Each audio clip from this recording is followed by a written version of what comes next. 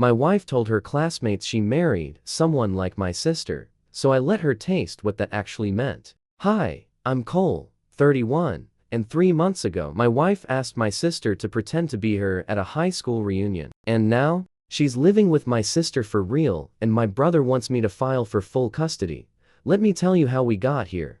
I always thought my marriage to Vanessa was weird. But not impersonate your wife with the family member weird. Vanessa and I had been married for 5 years. She was sharp, ambitious, wildly obsessed with appearances. Like, if you looked up curated life in the dictionary, there'd be a photo of her Instagram grid. Every meal styled, every outfit coordinated, every post captioned like it came from an AI trained on Pinterest. Quotes.me. I work in logistics. I like baseball. My idea of a fun Saturday is grilling and watching the game with my brother. Anyway, it all started with dinner. Vanessa cooked. That alone should have been a red flag because she only cooked when she wanted something. Usually her idea of dinner was ordering sushi and transferring it to a ceramic plate, like she'd rolled it herself. I'm halfway through the spaghetti when she says, "Babe, you remember my 15-year reunion is next month?" "Sure," I said, mouth full. "You need a dress or something?"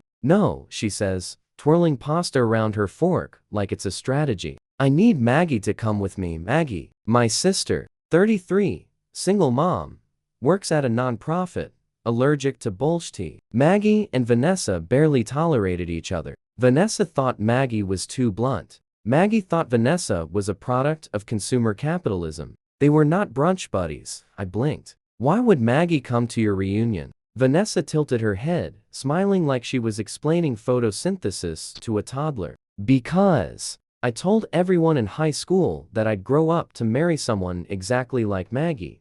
I stared at her. "You told people you were gonna marry my sister?" "Not her specifically," she said, waving me off. "But her vibe. You know, educated, driven, world-saving." And when they saw our wedding photos, they assumed Maggie was my spouse because of the way she was dressed and how close we stood in one of them, and I didn't correct them. "You let people think you married my sister?" "I just ran with it," she said, like it was a rom-com plot twist. "And now I can't show up with you."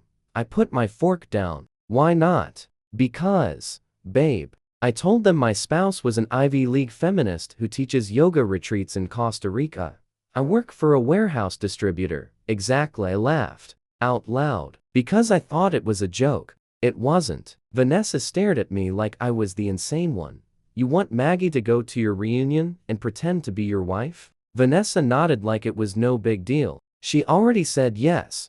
I blinked. "You already asked her before even talking to me?" "She owed me a favor." "Owed you a favor for what, Vanessa?" "For existing?" She rolled her eyes. "You're blowing this out of proportion. It's just one night." I laughed again, harder this time. "You want to fake gay marry my actual sister for clout? Why are you being so dramatic? You just asked me to step aside so you can pretend my sister is your wife. If I told your dad that, he'd stage an intervention." Vanessa crossed her arms. "If you were more like Maggie, maybe I wouldn't need to do this." And that was when something snapped. Not loudly, quietly, like a thread that had been fraying for years finally giving out.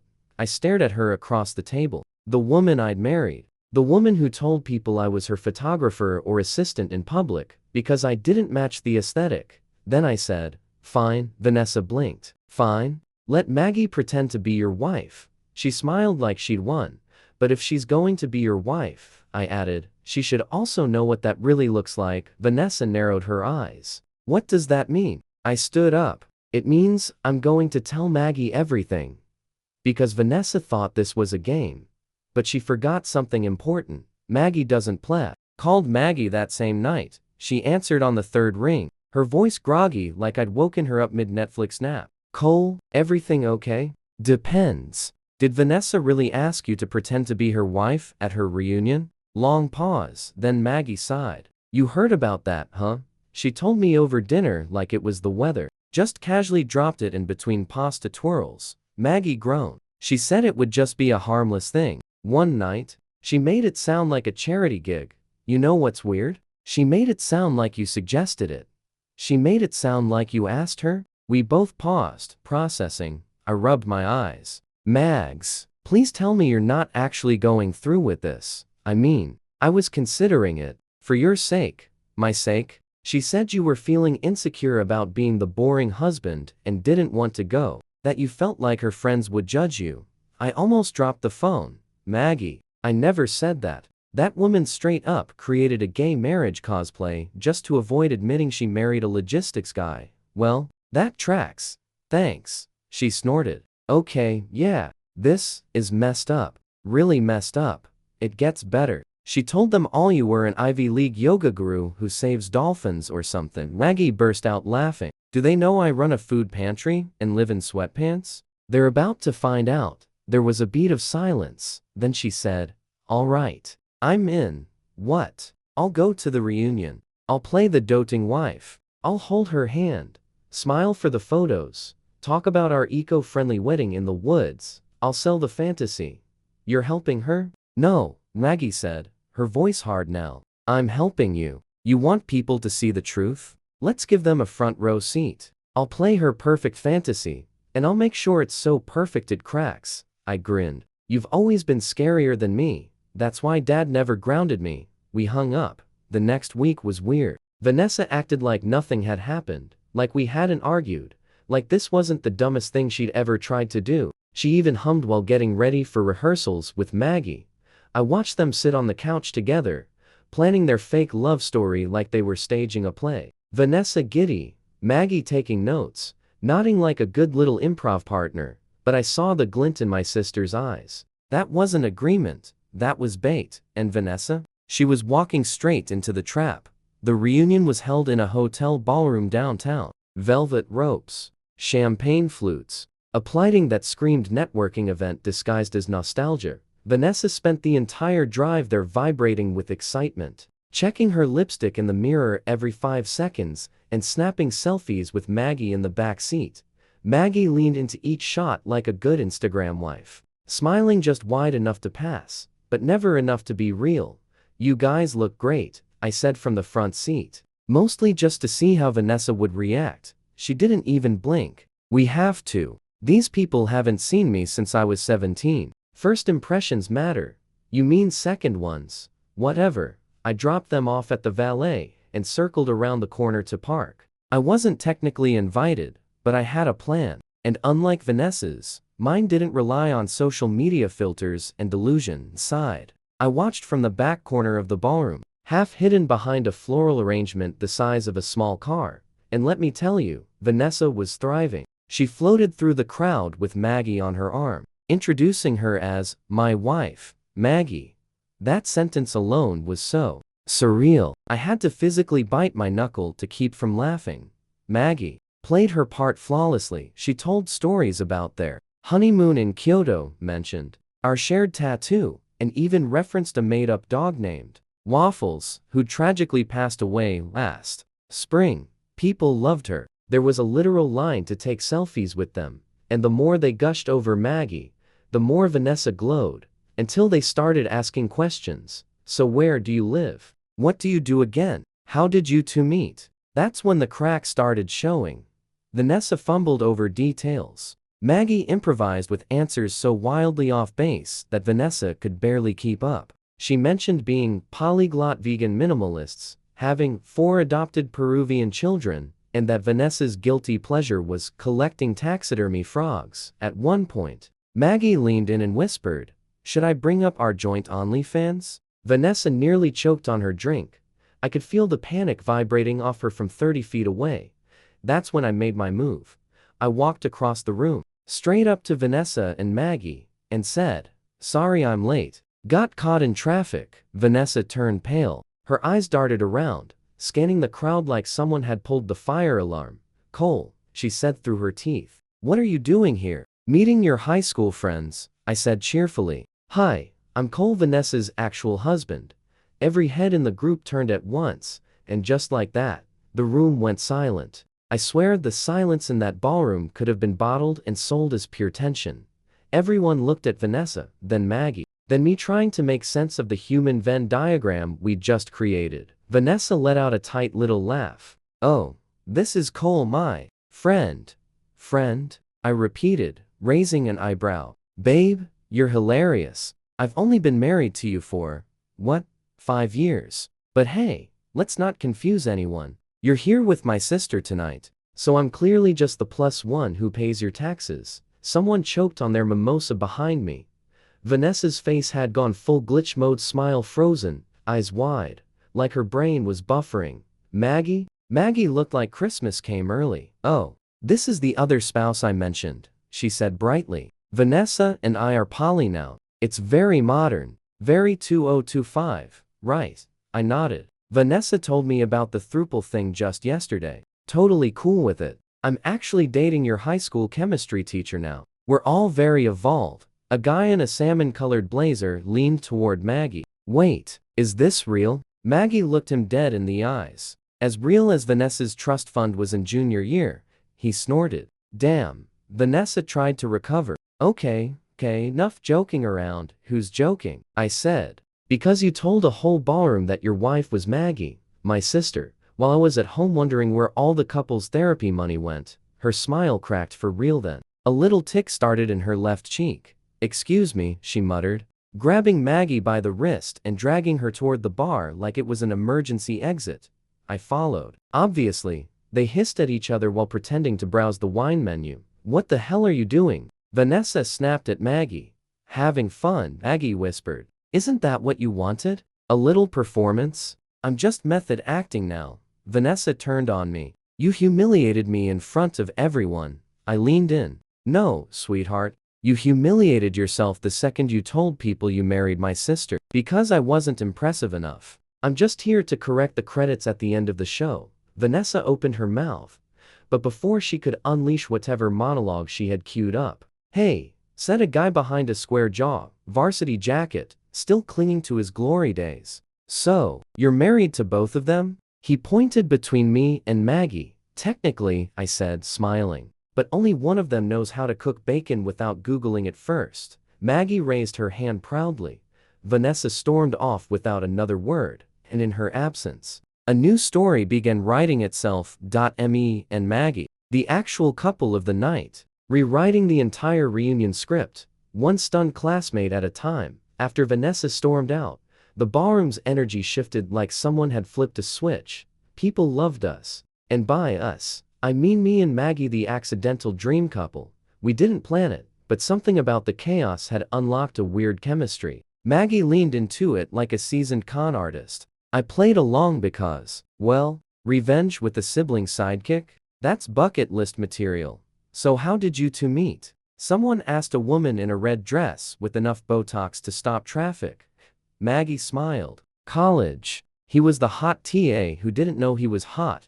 I choked on my champagne. That's generous. I was balding and stressed. You still are. Everyone laughed. You guys are adorable, Botox lady sighed. Way cuter than Vanessa and that yoga influencer she brought. Maggie blinked. Yoga influencer? Yeah, the lady said, sipping her wine. Wasn't that her whole backstory? She said her wife retreats in Bali or something. Maggie looked at me. We do not have the budget for Bali. I barely have the budget for this suit. A few of Vanessa's old guy friends came over next. Bros who clearly peaked in high school and were now fighting hair loss and midlife crises. One fist bumped me like we were long-lost pals. Bro, I gotta say, you upgraded. I blinked. From what? He leaned in and whispered, from her. Vanessa was always high maintenance. Maggie's chill, real wife material, just smiled. Because if I said what I wanted to say, it would have come out as a TED Talk called, How to Spot a Narcissist in Heels. A slow song started. Maggie raised an eyebrow. Should we? I thought you hated dancing. I do, but I like a good finale. She grabbed my hand and pulled me to the dance floor. People made space like it was a wedding all over again. I put my hand on her waist, and she rested hers on my shoulder, and for a weird moment, it felt real, like we weren't just performing anymore. You good? She asked quietly. I nodded. Better than I've been in years. Same. Vanessa Ray entered the room mid-dance, clutching a glass of wine and glaring like she just found out her ex won the lottery. She didn't say anything. She didn't have to. We were dancing in the ruins of her fantasy. And Maggie, she was finally enjoying the show. We left the reunion before dessert. Not because we were done, oh no, but because Vanessa had retreated to the bar like a wounded queen, and I didn't feel like giving her the satisfaction of a second act. Maggie and I strolled out to the valet. Slow, like a couple in a rom-com montage. "I can't believe that worked," she said, leaning on the car while we waited. "You say, worked, like it's over. It's not," she grinned. "It's just intermission." The next day, all hell broke loose. Vanessa came home around noon. I was in the kitchen, making a sandwich and reading Maggie's text updates like they were front-page news. She breezed in like she hadn't just publicly fake married my sister and watched it implode. No apology, no embarrassment, just annoyance. "We need to talk," she said, tossing her purse on the counter. "Sure," I said. "You want to talk about how your reunion turned into a gay soap opera, or the part where your fake wife was objectively better than your real one?" She ignored that. "You ambushed me. You replaced me with my own blood.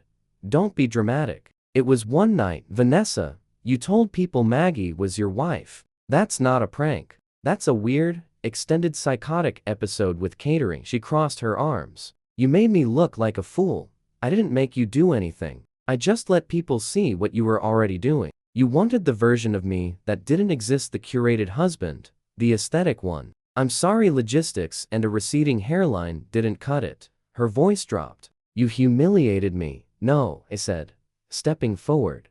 "You did that when you made Maggie your human Pinterest board. When you lied to your friends for years instead of standing next to the man you married. Because I didn't match your Instagram grid."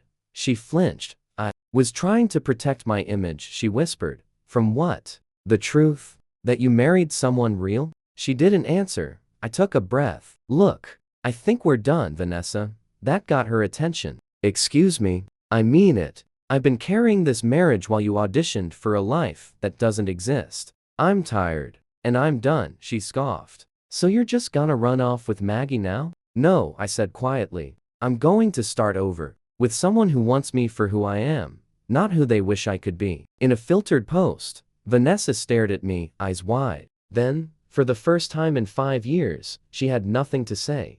Later that day, she moved in with a friend for space. 2 hours after that, Maggie texted, "I heard. You okay?" My reply?